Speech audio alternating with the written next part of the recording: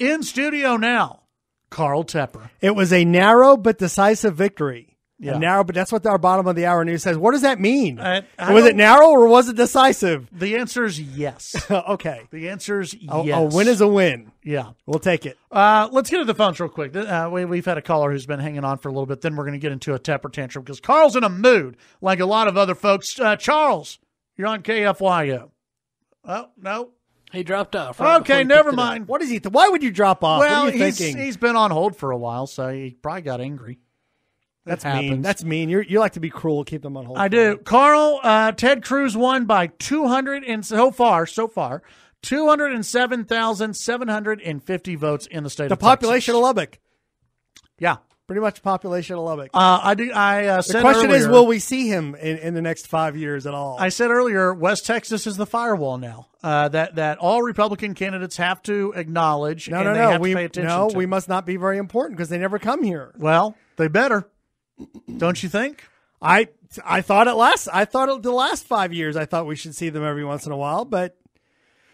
So that's the question. He's been here a lot during the campaign. He was here a lot when he ran against David Dewhurst. Yes. But will we see him again? I think we better. Okay. I'd like to. Don't you? I like to see him. Smiling face. I think we better hear a lot more from the statewide Republicans.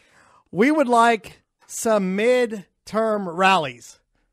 We like the midterm rallies in the middle of the term. Just reach out to people. I mean, and maybe call the farmers back and visit with them. That'd be nice. I blame. I mean, you look at Greg Abbott got 55.8% of the vote. That's way too tight. It's way too tight. Dan Patrick, she can't keep track of her gun. Dan Patrick got 51% of the vote.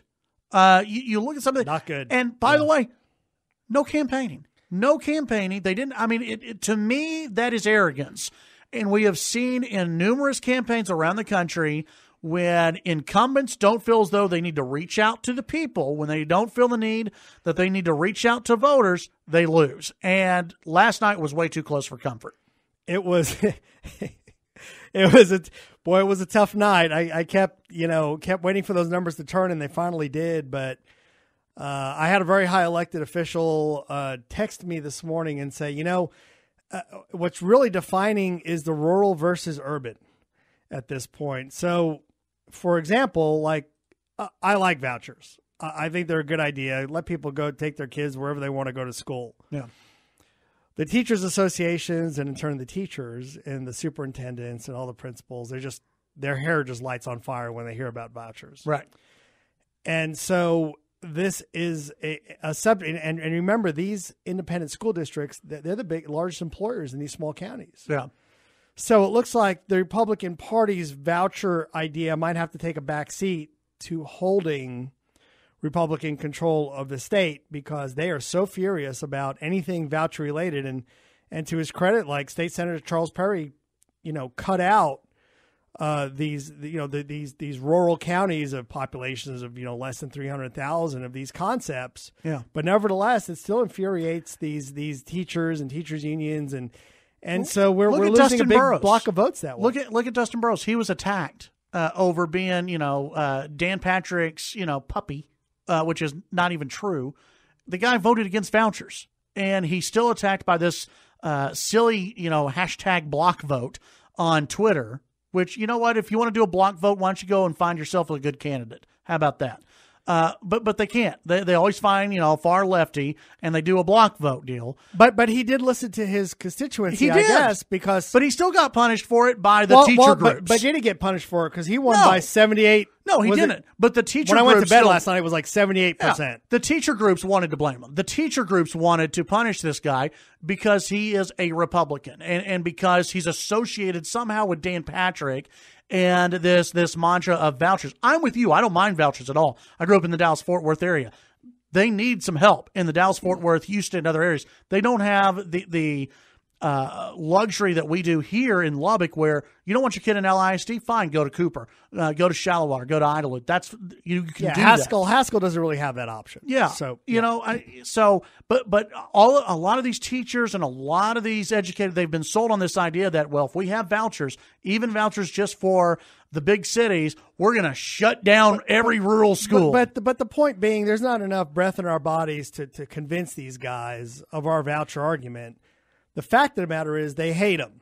Yeah. And they're a big voting bloc. And so we saw that voting bloc turn out against, Dan Patrick last night and made it way too close for comfort. And then even Greg Abbott, which was, marginally way too close for comfort considering she's nutty, Lupe Valdez. Do you think it was vouchers for for Dan Patrick, or was it personality? Because you had some Republicans. It's a series. Look, we've got a series of things. We've got vouchers. We've got a bathroom bill that went down in flames and was maligned, if you ask me. Mm-hmm. We have, I hate to say this, there's a couple of points the Democrats have that they didn't drive home enough. For example, we don't have enough money for schools, or we always argue that there's not enough money for schools, but we're sending DPS troopers down to the border to protect our border, which could be arguably a federal It is a federal issue. job. Yeah. So those are issues that the Democrats didn't grab onto enough because they're actually reasonable issues that we could all discuss. Mm-hmm. And they might have a point. We might have a point. I think securing the border is very important. I don't care who pays for it. But it is certainly taking state money away from other priorities the state might have. And that is something that I would, if a Democrat brought that up, I would probably agree with them. You might say, you know what, you have a point. It's a fair point. It is a fair point. Now, we need to secure the border, make sure no matter what, like you said, but it is the federal government's job. The federal government's job is to protect the borders of the United States. They're not doing it, so we have to use state money. We could use that state money to fund a lot of other things or to do some tax cuts.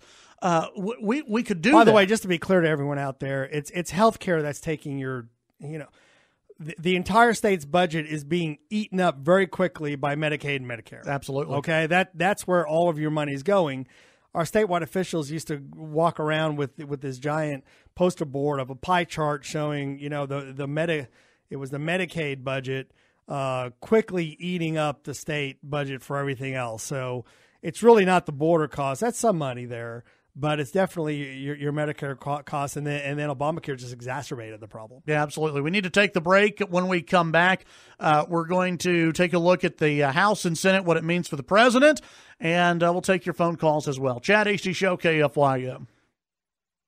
I have to say to you guys, we were just talking in here in the studio, that was the best election night show I'd heard in years, ever. Thank you. We had the Fox News on it. I had the fire pit going. It was great.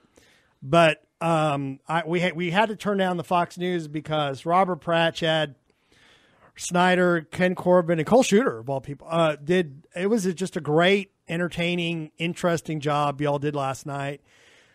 I never saw so many people in a studio or working and not talking over each other. It was insightful. I like the Martin Frost. Ken Corbin and Robert have this history of, I forgot that Pete Sessions had beat Martin Frost for that seat, and then Martin Frost had come back a few years later. It really was a Democratic seat for many, many years, and still, I guess, it is again. And so it was a very insightful show. Y'all should really be congratulated. It could have been a national radio show, and I'm wondering if Rob Snyder needs to sell it that way, because I was just very impressed. I think you guys did a great job. Thank you. Appreciate that. Let's go to the phones real quick. And Danny, you're on KFYO. Carl Tepper in studio with us today. Hey, guys. I just wanted to touch on, you probably touched on it just as was pulling into town in the big city of Morton, Texas, getting a bad signal on my phone and in the radio. But Dan Patrick and the state races, I think, were a lot closer because, like I think you probably touched on already, but because of the Republicans, they're the big education crowd among the Republicans. I think I heard you say something about vouchers, but it's also about just spending overall. The big education Republicans are very upset with how they cut spending and whatever for education, and so they voted specifically for the Democrats in those races. Then you've got the anti-gun Republicans, like especially up in Collin County. There's a good strong of them who were voting for Beto O'Rourke on the federal level, that were that's why the races were so close. It's not that there wasn't enough Republican turnout. It was that there was Republican turnout who were voting for Democrats in a lot of races. Well, and I think Beto O'Rourke also had a lot of coattails. Let's not forget about that. If Beto O'Rourke would not have been running for U.S. Senate, I don't think the races would have been that close. I personally think the state level races would have been, just because, like I said, there's school teachers in the state of Texas were banding together like I've not seen before to vote Patrick out of office. Let's do this. Danny in all of West Texas, and Chad. Danny, thanks for the call. Appreciate it. This is as hard as we're ever going to get. We should feel a little bullish. This was a year where, we had our Tea Party year, and this is the Democrats' party year. And we took it. We absorbed it. Now, we lost the U.S. House by, what is it, Chad? Did we lose by five congressional seats? I think it's just 5. What do you So we can easily win that back. I say easily. We can win that back conceptually in 2 years. It's going to be a nightmare, by the way, next 2 years, folks. But and Texas absorbed everything they can possibly. I think $100 million or something. Beto O'Rourke had, all in signs, by the way. I guess he just bought signs with it. But and we absorbed it and still won. All our people still got over the. Yeah. Now we lost some state house seats and a couple of congressional seats that are going to hurt. But we absorbed the storm. I don't think they're going to be able to keep that momentum up in 2 years. I just don't. Not unless there's a Beto O'Rourke, another, not necessarily Beto on the ballot, but another Beto O'Rourke out there that rises up. If Nancy is true to form, Nancy Pelosi, I thought she retired. I thought she was long gone. But Nancy Pelosi, if she's true to form, will help us out. And I think we're looking good in 2 years. I think we will. There's a good chance we'll take the House back. Here's what we have right now. 220 Democrats control the House, 193 Republicans. I think there are still many races that are undecided at this point. The U.S. Senate officially... Well, that's more than 5. Yeah. The U.S. Senate officially at 51 to 45, but they have not officially called Florida, Montana, Arizona, and a couple of other states, which are probably going to go Republican. So governors, 25 to 22. It was a good night for Republicans. Democrats had a good night as well. The blue wave did not happen. The blue wave, it was a ripple. It did not happen. You have a Democrat-controlled House. But, Carl, like you said, this is something the Republicans can take back in a couple of years. And it set Trump up for 2020, winning Republican governorships in Florida and Ohio and keeping and increasing the lead in the Senate. That's going to set up Trump, I think, fairly well for 2020. I think you're right, and I'm praying that the Democrats get carried away with themselves and continue this. I have to be careful here. Continue this socialist/communist mantra that they're on, and that the American people will, see it for what it is. It is Venezuela. They are clearly very socialist, very communistic. And I'm praying that the American people see through this. I am a little concerned in the next 2 years. I mean, I got a very bullish market right now. I was late to this radio show because I got so many deals on the table talking about with the boss. I can hardly keep them straight. And I'm praying that the investors out there just, Nancy Pelosi starts bringing up more health care and more taxes. And boy, she can. I'm curious to see how the markets do today. I'm very concerned about what's going to happen with these. We've been on a roll. I can't believe the American people essentially voted against themselves and their own pocketbooks last night. But it wasn't a tidal wave. I don't think it was a ripple, Chad. It was a wave, and it hurt. But it's not as bad as it could have been. I'm prouder of this president today than I was 2 years ago when we won that night. I just think he's doing an incredible job as president. People don't like what he tweets or whatever. Look, we all know essentially he's a small government guy, lower taxes, low regulation. That's all I want to hear as a Republican. The reason why I say it's not this is not what the Democrats predicted. The Democrats, when they called it a blue wave, they predicted disaster for the Republicans, that they were going to take the Senate or come close to taking the Senate, that they're going to have more big gubernatorial wins, and that they're going to have 40 to 60 wins in the House. That didn't happen. Yeah. You look at Barack Obama. He lost, 68 seats in the House, 10 seats in the Senate. That was a disaster. Trump didn't do that. Bill Clinton lost 55 seats in the House, 5 seats in the Senate. Didn't happen with Trump. George W. Bush, I believe, second midterm. He lost seats in the House, 50-odd seats in the House, and he lost seats in the Senate. Trump is in rare territory where he actually gained seats in the Senate. I mean, and that's why I say it wasn't a wave, is because this is not what the Democrats predicted. Now, it was a weird year. Yeah, and I mean, it was not great for Republicans, but it was not the wave that was sold by the Democrats. Last, before we're thrown off the air here, Beto O'Rourke, will he turn his campaign around directly and into John Cornyn, who's is John up in 2 years? Is that his cycle? I believe so. I think he's term limited out of being the majority whip in the Senate. And so will he hang it up? Does he not want to work that hard? Will he hang it up? He's not the youngest man in the world to hold that position. There's chatter. And you've got a Beto O'Rourke who's still running on a high, although he swore on TV last night. It's got a lot of people annoyed. Well, that's not new. I'm curious to see what's going to happen. What's going to happen with all those Beto signs? You might want to put them in your garage. You might need them again in a couple of years. You know, and a lot of people are asking if he's going to run in 2020. I don't think he runs in 2020. And the reason why, I'm just going to throw this out. I don't know anything. When you run for president, it's a different beast, and people unlock all kinds of doors and look into everything.